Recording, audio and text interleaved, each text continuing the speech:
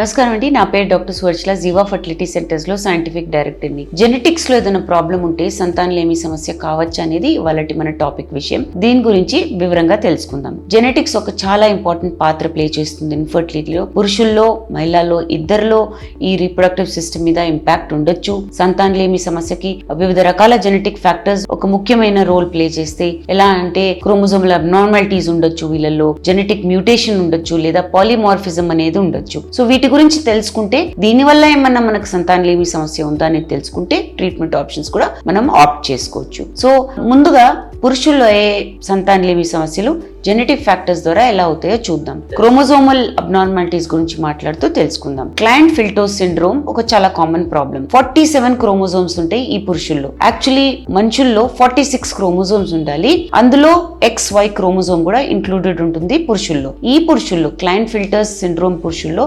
XXY ఉంటుంది, అంటే Y chromosome ఉంటుంది కానీ X క్రోమోజోమ్ ఎక్స్ట్రా ఉంటుంది. దీనివల్ల జెనెటిక్ ప్రాబ్లమ్స్ వస్తాయి. సో ఈ పురుషుల్లో ఏంటంటే స్మాల్ టెస్టిస్, లో టెస్టోస్టెరాన్ లెవెల్స్, అజూస్పర్మియా ఉండడం, అసలు కణాలు లేకపోవడం అనేది కూడా ఒక కారణం కావచ్చు ఇన్ఫర్టిలిటీకి. వై క్రోమోజోమ్ మైక్రో డిలీషన్స్ గురించి కూడా మాట్లాడాలి. వై క్రోమోజోమ్ మీద, అంటే మేల్స్ లో ఉన్న, పురుషుల్లో ఉన్న క్రోమోజోమ్, దాని వల్లనే వాళ్ళు పురుషులు అవుతారు. సో ఆ వై క్రోమోజోమ్ మీద ఏ మాత్రం డిలీషన్ అయిందనుకోండి, జీన్స్ లో ఏ మాత్రం ఏదైనా భాగం పోయిందనుకోండి, దాన్ని మైక్రో డిలీషన్ అంటారు. ఇది AZF రీజన్ లో ఎక్కువ అవుతుంది. వై క్రోమోజోమ్ మీద AZF రీజన్ అని ఉంటుంది. ఈ భాగం కొద్దిగైనా మైక్రో డిలీషన్ అయిందనుకోండి, అలాంటప్పుడు సివియర్ ఒలిగోజూస్పర్మియా, అంటే కౌంట్ చాలా తక్కువ ఉండడము, లేదా అజూస్పర్మియా కూడా అవ్వచ్చు, అంటే కణాలు బొత్తిగా లేకపోవడం. ముఖ్యంగా ఈ AZF రీజన్ లో, C రీజన్ లో ఎక్కువ అవుతుంది. ఇది commonly affected region. Next gene mutations. Gene mutations ఎలా ఉంటాయంటే, ఒక ఉదాహరణగా చెప్పాలంటే CFTR జీన్ మ్యూటేషన్ గురించి కూడా మాట్లాడుకుందాం.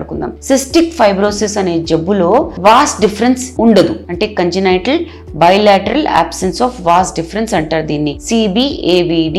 నార్మల్ గా ఉంటున్న వాళ్ళల్లో కూడా ఈ జబ్బు ఉండొచ్చు. దీనిలో ఏంటంటే టెస్టిస్ నుంచి స్పర్మ్స్ బయటికి రావాలంటే వాస్ట్ డిఫరెన్స్ నుంచి అవుతూ వస్తాయి. ఆ వాస్ట్ డిఫరెన్స్ అనే భాగం లేకపోతే ఈ CFTR జీన్ మ్యూటేషన్ అవుతుంది, CBAVD ప్రాబ్లం అవుతుంది. దీనివల్ల అబ్స్ట్రక్టివ్ అజూస్పర్మియా, అంటే కణాలు పుడుతున్నాయి కానీ బయటికి రాలేకపోతున్నాయి వీర్యంలో. సో ఈ ప్రాబ్లం ఉందా అనేది కూడా తెలుసుకుంటే ఇన్ఫర్టిలిటీ దీని వల్ల ఉందా అనేది తెలుసుకోవచ్చు. AR gene mutation, androgen receptor gene లో మ్యూటేషన్ ఏమన్నా ఉంటే కూడా ఆండ్రోజన్ ఇన్సెన్సిటివిటీ సిండ్రోమ్ అవుతుంది. దీనివల్ల మేల్ సెక్షువల్ డెవలప్మెంట్ సరిగా అవ్వడము, సంతానలేమి సమస్య అవ్వడం అనేది కూడా చాలా కామన్. పాలిమార్ఫిజం గురించి కూడా మాట్లాడుకోవాలి. సింగిల్ న్యూక్లియోటైడ్ పాలిమార్ఫిజం, ఇందులో చాలా మటుకు జీన్స్ ఎఫెక్టెడ్ ఉంటాయి.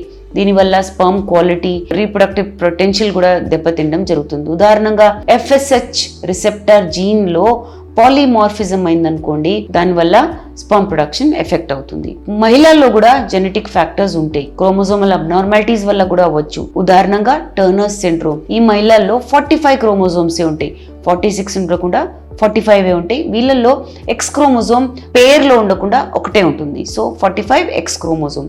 ఈ మహిళల్లో ఈ సింగిల్ X క్రోమోజోమ్ వల్ల ప్రైమరీ ఓవేరియన్ ఇన్సఫిషియన్సీ, అంటే అండాశయాలు సరిగ్గా పనిచేయకపోవడం వల్ల ఇన్ఫర్టిలిటీ అవ్వచ్చు. Next fragile X syndrome. ఈ ఫ్రెజైల్ X సిండ్రోమ్ లో FMR1 జీన్ లో మ్యూటేషన్స్ ఉంటాయి. దీనివల్ల fragile X associated primary insufficiency of ovarian problem ఉంటుంది, అంటే అండాశయాలు సరిగ్గా పనిచేయకపోవడం అనమాట. దీన్ని FXPOI కూడా అంటారు. దీనివల్ల ఎర్లీ మెనోపాజ్ ఇన్ఫర్టిలిటీ కూడా అవ్వచ్చు. ఎర్లీ మెనోపాజ్ అంటే పీరియడ్స్ ముందుగానే ఆగిపోవడం, వయసులో ఉన్నప్పుడే పీరియడ్స్ ఆగిపోవడం అనేది జరగచ్చు. Next gene mutations. BRCA1 gene, BRCA2 genes అనే జీన్స్ లో మ్యూటేషన్స్ అవుతే బ్రెస్ట్ ను ఓవేరియన్ క్యాన్సర్ అవ్వచ్చు. కానీ ఈ జీన్స్ లో మ్యూటేషన్స్ ఉంటే అండాశయాల్లో కూడా అండాలు తక్కువ ఉండడము, దీనివల్ల సంతానలేమి సమస్య అవ్వడం అనేది చాలా కామన్ ప్రాబ్లం. FMR1 జీన్ గురించి మాట్లాడుకున్నాం కదా. ఫుల్ మ్యూటేషన్స్ అవుతే కూడా ఈ జీన్ లో ఫ్రెజైల్ X సిండ్రోమ్ వల్ల అండాశయాలు సరిగా పనిచేయకపోవడం వల్ల కూడా సంతానలేమి సమస్య కావచ్చు. పాలిమార్ఫిజం గురించి కూడా మాట్లాడదాం. అంటే వివిధ రకాల జీన్స్ లో ఇష్యూస్ ఉంటే హార్మోనల్ రెగ్యులేషన్స్ లో కూడా ప్రాబ్లమ్స్ ఉంటాయి. సో ఎలాంటివంటే FSH గురించి మనం చాలా వీడియోస్ లో చెప్పుకున్నాం. ఈ FSH రిసెప్టార్ జీన్ లో ప్రాబ్లం ఉందనుకోండి, అలాంటప్పుడు ఓవరీస్, అండాశయాలు సరిగ్గా పనిచేయవు. దీనివల్ల ఫర్టిలిటీ ట్రీట్మెంట్ ఇచ్చినా రెస్పాన్స్ సరిగా ఉండదు అండ్ పాలిమార్ఫిజం వల్ల సంతానలేమి సమస్య కావచ్చు. మల్టీ ఫ్యాక్టోరియల్ కాంప్లెక్స్ ఫ్యాక్టర్స్ కూడా కొన్ని ఉంటాయి. ఎలాంటివి? Polycystic ovarian syndrome. So PCOS ఒక చాలా కామన్ ఫీమేల్ ఇన్ఫర్టిలిటీ కారణమైంది ఇప్పుడు, కానీ దీనికి ఒక స్ట్రాంగ్ జెనెటిక్ కనెక్షన్ కూడా చూస్తున్నారు. ఏవైతే జీన్స్ ఇన్సులిన్ రెసిస్టెన్స్ కి రెస్పాన్సిబుల్ ఉంటాయి, ఆండ్రోజన్ బయోసింథసిస్ కి, ఇన్ఫ్లమేటరీ పాత్వేస్ అంటే దేని వల్ల అయితే ఇన్ఫ్లమేషన్ వాప్ అవుతుందో వాటికి ఏవైతే రెస్పాన్సిబుల్ ఉంటాయో అవి ఎఫెక్ట్ అయినాయి అనుకోండి, అలాంటప్పుడు పీసీఓఎస్ అవ్వడం ఒక సమస్య కావచ్చు. సో పీసీఓఎస్ కి కూడా జెనెటిక్ లింక్ ఉందని తేల్చడం జరిగింది. ఇది కాకుండా ఎండోమెట్రియోసిస్ కూడా ఒక హెరిడిటీ కాంపోనెంట్ ఉందని చెప్తున్నారు. అంటే జీన్స్ లో ఏదైనా ప్రాబ్లమ్స్ ఉంటే ఈ రిస్క్ అనేది ఎండోమెట్రియోసిస్ రిస్క్ ఎక్కువ ఉంటుంది. ఇమ్యూన్ రెస్పాన్స్ బాగుండకపోవడము, ఇన్ఫ్లమేషన్ బాగుండకపోవడము, తర్వాత ఈస్ట్రోజన్ మెటబాలిజం బాగాలేదనుకోండి, ఏవైతే జీన్స్ రెస్పాన్సిబుల్ ఉంటాయో వీటి కోసం ఇవి బాగాలేకపోతే ఎండోమెట్రియోసిస్ అవ్వడానికి ఛాన్స్ ఉందని రీసెర్చ్ చెప్తుంది ఇప్పుడు. సో డయాగ్నోస్టిక్ టెస్ట్ ఏంటి అంటే ఎలా తెలుసుకోవచ్చు మనం జెనెటిక్ ప్రాబ్లం ఉందా లేదు? మొదటిగా కైరోటైపింగ్ గురించి మాట్లాడదాం. ఇది చాలా కామన్.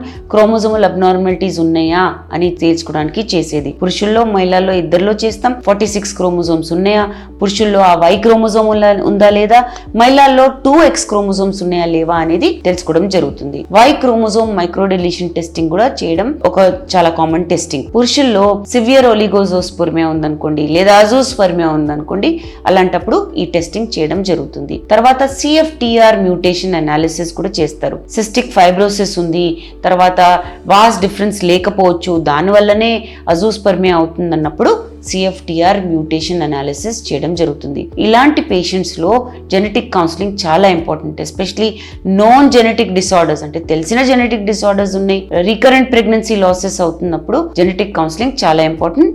నెక్స్ట్ ట్రీట్మెంట్ ఆప్షన్స్ ఏంటి అనేది తేల్చుకోవడానికి ఈ జెనెటిక్ కౌన్సిలింగ్ చాలా పనికొస్తుంది. సో ట్రీట్మెంట్స్ లో ఏంటంటే అసిస్టెడ్ రిప్రొడక్టివ్ టెక్నాలజీస్, దీన్ని ART అంటాం. ఇందులో ఒక స్పెషలైజ్డ్ డిపార్ట్మెంట్ ఉంది, ప్రీ ఇంప్లాంటేషన్ జెనెటిక్ టెస్టింగ్. ఈ టెస్టింగ్ లో అండాల నుంచి స్పర్మ్ నుంచి ఎంబ్రియో క్రియేట్ చేస్తారు. ఆ ఎంబ్రియోలో జెనెటిక్ అబ్నార్మాలిటీస్ ఉన్నాయా తేల్చుకుని నార్మల్ ఉన్న ఎంబ్రియోని గర్భసంచిలో కేయడం జరుగుతుంది. ఈ ప్రొసీజర్ ముఖ్యంగా IVF లో ICSI ఇంట్రాసైటోప్లాస్మిక్ స్పర్మ్ ఇంజెక్షన్ ద్వారా చేయడం జరుగుతుంది. తర్వాత జెనెటిక్ కారణాల వల్ల లో స్పర్మ్ కౌంట్ ఉందనుకోండి లేదా మోటిలిటీ తక్కువ ఉందనుకోండి, అలాంటి వాళ్ళకు కూడా ఈ ICSI intracytoplasmic sperm injection IVF లో బాగా పనిచేస్తుంది అనమాట. జీన్ థెరపీ అడ్వాన్స్ ట్రీట్మెంట్స్ కింద వస్తుంది. అది కూడా ఒక మంచి రీసెర్చ్ స్టేజ్ లో ఉంది. కాకపోతే ఇందులో ఏంటంటే ఇంకా ఇంప్లిమెంటేషన్ అంటే ఇంకా మనకి క్లినికల్ గా వాడుకలో లేదు. ఇందులో జెనెటిక్ డిఫెక్ట్స్ ఏవైతే ఉన్నాయో వాటిని బాగా చేసుకుంటూ ఇన్ఫర్టిలిటీ కాకుండా చూడడానికి ప్రయత్నం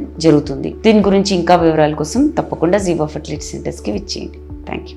చాలా థ్యాంక్స్ అండి మా వీడియోస్ చూస్తున్నందుకు. మరిన్ని ఇలాంటి ఇంట్రెస్టింగ్ వీడియోస్ కోసం మా ఛానల్ని తప్పకుండా సబ్స్క్రైబ్ చేయండి. Thank you.